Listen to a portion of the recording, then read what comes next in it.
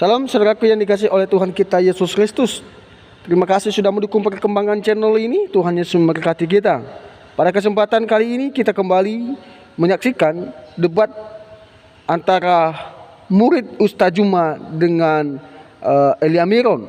Dan murid Ustaz Juma sendiri dipermalukan oleh Elia Miron sehingga dia tidak bisa menjawab lagi. Seperti apa perdebatan mereka? Mari kita mendengarkan dan menyaksikan bersama berikut ini. Dulu di YouTube aku, teman-teman yang di YouTube mohon maaf ya teman-teman ya, aku minta maaf dengan sangat minta maaf kepada teman-teman yang di YouTube ya. Momen penting diskusi dengan Elia ini tema tidak sesuai ya, transmisi kitab suci jauh panggang dari api, tapi tidak apa-apa. Elia janji nanti kita akan bahas transmisi kitab suci, semoga dia tidak menghilang di lautan api ya, karena kemarin hampir berkali-kali aku kejar dia lewat Joseph gitu. Elia bener ya, janji lo Elia, janji laki-laki lo. Transmisi kitab suci selesaikan sama Oni. Ya ini nggak ada sama sekali transmisi kitab suci ini. Ini masih interpretasi ayat teman-teman. Di bawah malah asumsi teologi. Seharusnya Oni ngerti kalau esensi wahyu berarti inti dari wahyu. Oni seharusnya ngerti itu. Ya, inti dari wahyu menurut asumsi teologi Elia. Yang Kristen yang berbeda dengan kita kan inti dari wahyu Abraham. Iya. Bukanlah Abraham itu dipahami oleh tiga agama. Udah. Coba dulu, transmisi kitab suci itu jangan di ini loh. Udah 3 kali loh kita gagal loh. Aman. Kayak berat kali judulnya itu. Aman itu. Akan. Transmisi kitab suci kritik teks soalnya. Oke. Iya. Oke, nah, bukankah orang-orang Yohanes dan lain-lain itu orang Yahudi? Mengapa ia mengaku Yesus itu adalah orang sebagai Mesias? Orang yang dibaptis oleh Petrus 3.000 orang. Apakah mereka bukan orang Yahudi? Sepertinya Uni ya tidak mengetahui hal ini ya. Kemudian kalau Yesus tidak dianggap Mesias, sekalipun Uni orang Yahudi, kepada siapakah Yesaya 53 pantas dilakukan? Kepada siapakah Yesaya 53 dalam sejarah itu bisa dikatakan? Jadi sekalipun Uni orang Yahudi, Uni akan kebingungan menjawab ini. Di mana Yesaya 53 itu akan diberikan kalau bukan kepada Kristus? Nah, itu yang pertama, ya. Jadi orang-orang Yahudi pada masa itu pun dialah yang menuliskan kitab suci. Dialah yang memperkatakan, bahkan Yohanes dalam 1 Yohanes berkata apa? Apa yang kami lihat, yang kami raba dan kami dengarkan, itulah yang kami beritakan mengenai apa? Firman yang hidup. Apakah dia bukan orang Yahudi? Tentu dia orang Yahudi. Jadi kalau dikatakan orang Yahudi pun tidak mengakui dia, Yahudi modern, ya tentu tidak mengakui dia. Tapi Yahudi yang mula-mula itu tentu mengakui dia. Jadi kalau ini mengatakan bahwa Yahudi tidak menerima Yesus sebagai Mesias, yang menulis kitab suci ini orang Yahudi. Paulus, rabi Yahudi. Kurang apa Paulus, anak dari murid dari Rabban Gamaliel, seorang yang begitu cerdas.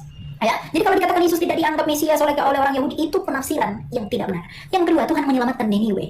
Tuhan menyelamatkan Niniwe itu bukan dalam pengertian ikatan perjanjian. Kalau ini mengatakan misalnya bahwa bangsa-bangsa lain juga diselamatkan, artinya keselamatan mengenai janji itu diberikan kepada mereka. Tuhan sudah jelas membantah bahwa janji itu hanya diberikan kepada keturunan Ishak. Apa yang mau Anda tambahi dari apa yang tertulis di dalam Torah? Tentu itu tidak relevan. Ya. Kemudian yang ketiga, Yesus anak Yusuf. Dia itu hanya anggapan orang. Kalau dia hanya anggapan orang dan tidak valid di dalam pemahaman iman Yudaisme, bisakah dia mengajar di Bait Allah? Bisakah dia disebut rabi? Bisakah dia mengajar di sinagoga? Kalau status keyahudiannya tidak diterima, kalau dia secara hukum tidak diterima sebagai orang Yahudi, mungkinkah orang Yahudi membiarkan dia di dalam hukum Taurat? Mungkinkah orang Yahudi menerapkan Taurat kepada dia? Kalau Uni ada waktu pergi jalan-jalan ke Israel, di sana Uni pergi, orang Yahudi pun tidak akan menerapkan hukum 613 mitzvot kepada Uni, karena Uni bukan bangsa Israel. Tapi Yesus dalam Galatia 4 ayat 4 takluk kepada itu semua. Oleh karena kesempurnaannya itulah dia layak menjadi Mesias.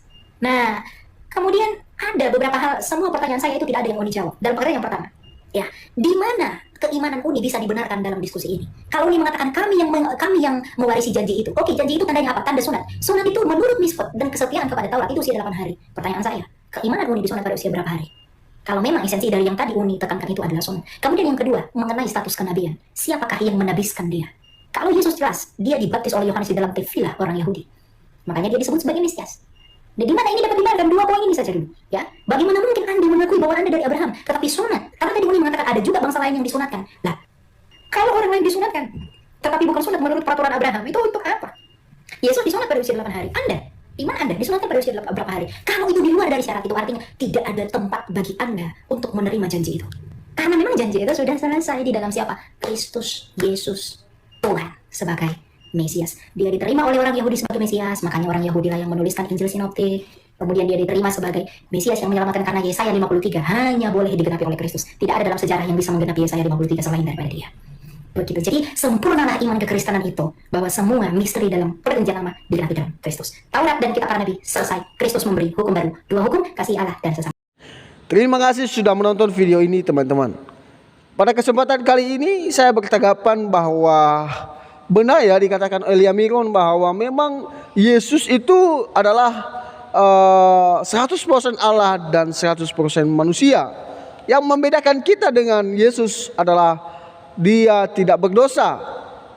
Dia sendiri yang menyelamatkan manusia dari dosa. Nah, itulah sebabnya Yesus mati di atas kayu salib untuk menyelamatkan kita yang berdosa ini. Dan sebelum Yesus mati di atas kayu salib, dia berkata, Bapa, ke dalam tanganmu lah aku serahkan nyawaku. Dan selain itu juga Yesus berkata, akulah terang dan garam dunia.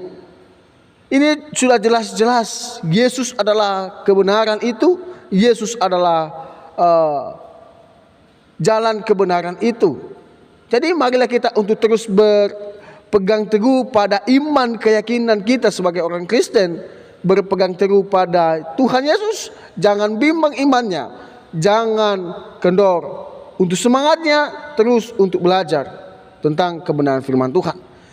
Itu aja tanggapan saya. Semoga video ini memberkati kita. Jangan lupa subscribe, komen, dan share video ini. Tuhan Yesus memberkati. Sampai jumpa di video berikutnya. Bye bye.